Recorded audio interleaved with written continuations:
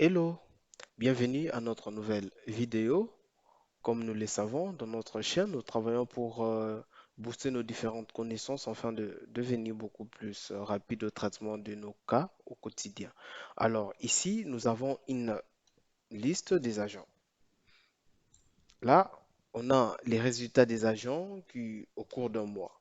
Donc, par exemple, cet agent a créé un devis en telle période, a fait une vente en telle période, ainsi de suite. Des dates. Et là, nous avons la répartition des agents par équipe. Mais ici, qu'est-ce que nous remarquons? Au cours d'un même mois, il y a eu changement des équipes. Donc, un agent a quitté l'équipe A pour l'équipe B à partir, par exemple, du 8, du 8 janvier.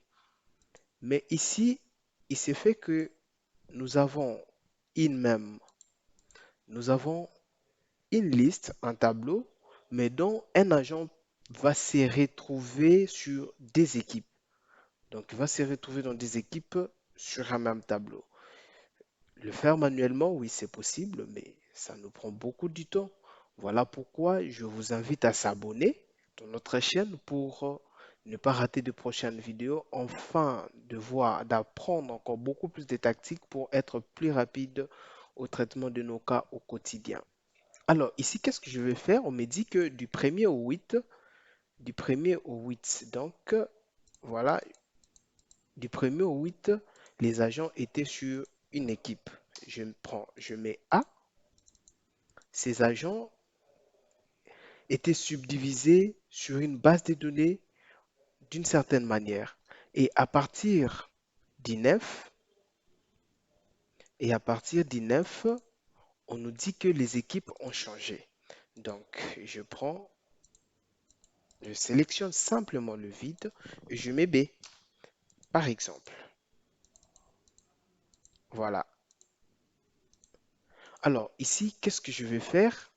Je vais dire à Excel que si cet agent, dans les temps, il appartient à A, tu vas me prendre son équipe sur cette liste. Et s'il n'appartient pas à A, tu me prendras son équipe sur cette liste. Alors, comment je le ferai? Je mettrai égal si recherche V, cet agent. Je me fais la recherche V de cet agent.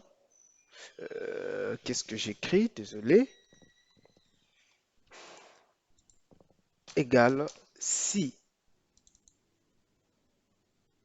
ceci est égal à A. Fais-moi la recherche V.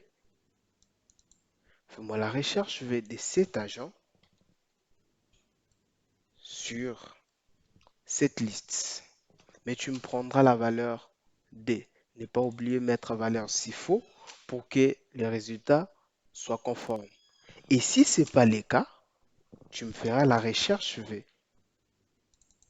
de ce même agent maintenant sur cette autre liste, sauf que tu me prendras également la valeur 2. Alors, je mets encore faux pour la valeur exacte.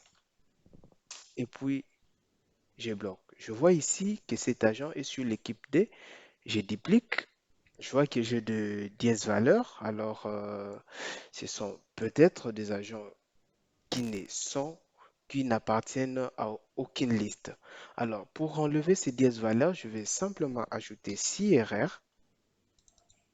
6 erreurs, voilà. Je dis, tu me mets le vide. Voilà, je duplique. Qu'est-ce que nous remarquons? Je prends l'exemple de l'agent. Euh, quel agent? Bon, je peux filtrer l'agent Jean Mouzingo. Nous remarquons que sur cette période, l'agent est sur l'équipe 4 et sur une autre période, l'agent est sur l'équipe 3. Du coup, si tu veux faire tes analyses sur les équipes, Le changement des agents dans des équipes ne perturbe pas tes analyses. Merci d'être là. Je vous dis à la prochaine. Sinon, n'hésitez pas de vous abonner pour ne pas louper nos prochaines vidéos. Merci.